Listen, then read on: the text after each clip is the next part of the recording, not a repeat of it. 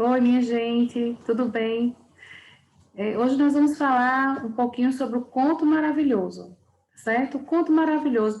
O que é o conto maravilhoso? O conto maravilhoso é uma narrativa, né? Um gênero textual muito recorrente assim, em prova, trabalhado de diversas maneiras, por diferentes esferas, né, de estudo, analisado na universidade, estudado desde o ensino fundamental até, né, estudos de mestrado, de doutorado. O conto maravilhoso, ele impressiona, né, por sua complexidade e por seu encanto, né, sendo trabalhado, inclusive, na Disney, né, é um objeto, assim, a gente pode dizer, de encantamento, de atrair as pessoas por aquele universo lindo, né, encantador, de muitos enfeites, que remete às belas princesas, né, as chamadas conhecidas princesas da Disney, né. Mas nós sabemos que os contos maravilhosos, eles foram adaptados, né, pelos irmãos Grimm, e muitos anteriormente eram contos de terror, né, contos pesados, né, contos que na sua versão original, não exatamente contos de terror, né, mas vamos dizer que eles tinham um peso bem maior, né, uma linguagem que não dava para um público juvenil, um público infantil ler, né, questões relacionadas à morte, a questões de muito sangue, né, então os irmãos Grimm tiveram que adaptar ao universo que as crianças, os adolescentes pudessem lê-los e não ficarem chocadas, né? E por isso que nós temos hoje uma difusão assim enorme dos contos maravilhosos e de uma forma que muitos nem acreditam, né? Que alguns contos, quando escutam as histórias originais, ficam assim assustados, abismados com essa questão, né? De como eles tiveram então uma adaptação, como foram adaptados, como alguns foram modificados. Apesar de que vale salientar que os contos sempre trazem em sua problemática, né, ou talvez até em sua resolução, algumas questões muito fortes, né, de que a bruxa morreu, né, o caçador foi morto, o caçador foi perseguido. Então, a gente sabe que existe essa questão, né, de bruxa ser queimada, viva e tudo mais. A questão de vingança, muito forte realmente, né? Foi suavizado, mas mesmo assim você percebe que ainda soa de uma maneira muito, como é que a gente pode dizer, um pouco atemorizante, né? Qual é a estrutura do conto maravilhoso? O conto maravilhoso, ele tem um tempo indeterminado, então você vai ver a presença de termos como era uma vez, né? Você tem um universo de florestas, né?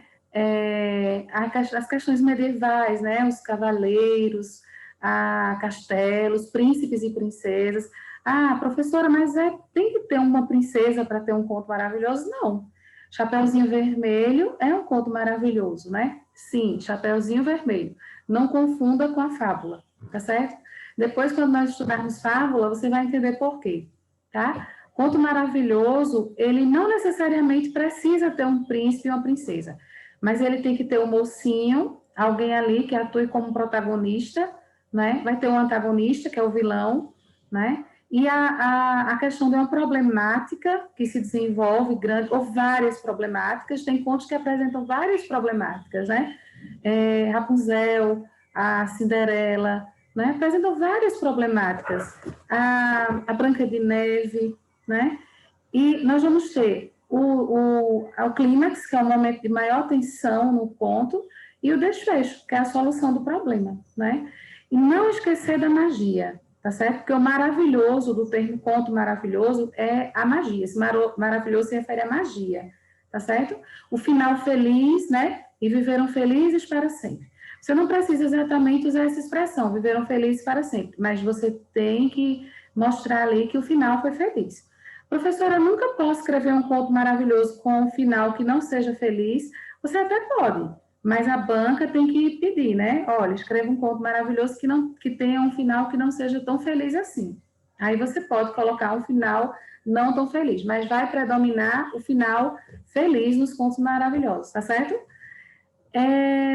Também vale salientar que no Conto Maravilhoso a gente tem um encadeamento, né, de algumas personagens, não muitas personagens, mas a gente tem, retomando, o mocinho, a mocinha, o vilão, né, alguém que precisa ser salvo na maioria das vezes, né, e alguém que a salva ou salva, né, o antagonista, que é aquele vilão, né, e alguns contos apresentam muitos personagens, alguns nem tanto. Veja que na Chapeuzinho Vermelho você tem Chapeuzinho Vermelho, a menina, a mãe, a avó, né, o lobo e o caçador, né, envolvidos. Já em Branca de Neve você tem a madrasta, né, você tem a menina, você tem o pai que é citado, você tem os 7 anões e você tem o príncipe. Então, mas são bem delimitados, bem, assim, esclarecidos os papéis dentro desse conto, né? Conto maravilhoso sem problema não é conto maravilhoso, ele tem que ter pelo menos uma temática, tá certo? E tem que também aparecer ali a magia, tá? Então vamos lá, para a gente retomar. Tempo indeterminado, né? Ou o espaço lembra as questões medievais, então castelos, né? Florestas, campos, né? Questões assim muito associadas a ao antigo, ao passado, né? Castelos, certo? Então, nós temos também príncipes ou princesas, bruxas, né? Questão que envolva a magia que predomine, né? Objetos ou animais até que possam falar, porque dentro do conto isso é magia, tá certo? A problemática que nunca pode deixar de existir, por isso que eu já falei várias vezes da problemática, porque ela é importantíssima, pelo menos uma, ou alguns pontos apresentam vários focos, né, de problemas. O clímax, que é aquele momento de maior tensão associada à problemática maior, né, que rege a história, e a resolução do problema que apresenta, então, o final feliz, tá? Alguns pontos têm várias versões, né? Por exemplo, este livro aqui, que não é indicado para o público infantil, eita, não vai ficar bem nessa imagem, peraí, deixa eu colocar aqui pertinho de mim, Branca de Neve, aqui. Depois eu apresento para vocês direitinho as indicações do livro. Os contos clássicos, aí tem aqui vários autores, porque isso é uma coletânea, né, de vários contos, não ficou legal, depois eu coloco aqui a foto para vocês, para os adultos, tá certo? Para os jovens maiores, porque para a criança e adolescente não dá, porque são várias versões da Branca de Neve, tá? Então, são vários autores. Aqui tem um apanhado de várias versões. A primeira, inclusive, a primeira versão é a parte 1, né, que é do conto, é a primeira adaptação, né? Esse conto aqui, ele surgiu na Alemanha, 1857, e já foi o primeiro, né, um dos primeiros adaptados pelos irmãos Grimm, tá? Então, né, eu vou deixar aqui o livro, mas retomo, não é para criança, tá certo? Esse livro não é indicação de criança porque ele tem muitos contos na sua várias formas de se contar essa mesma história. Então, alguns são muito assim pesados, inapropriados para a linguagem infantil, tá? Ou juvenil, né? Infanto-juvenil, vamos dizer assim, tá bem? Então, espero que vocês tenham compreendido direitinho.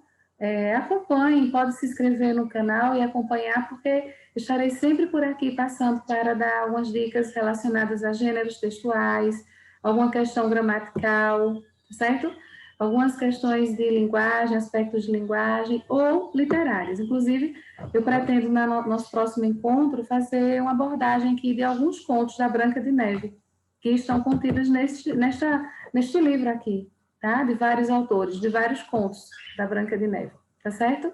Um abração e até a próxima.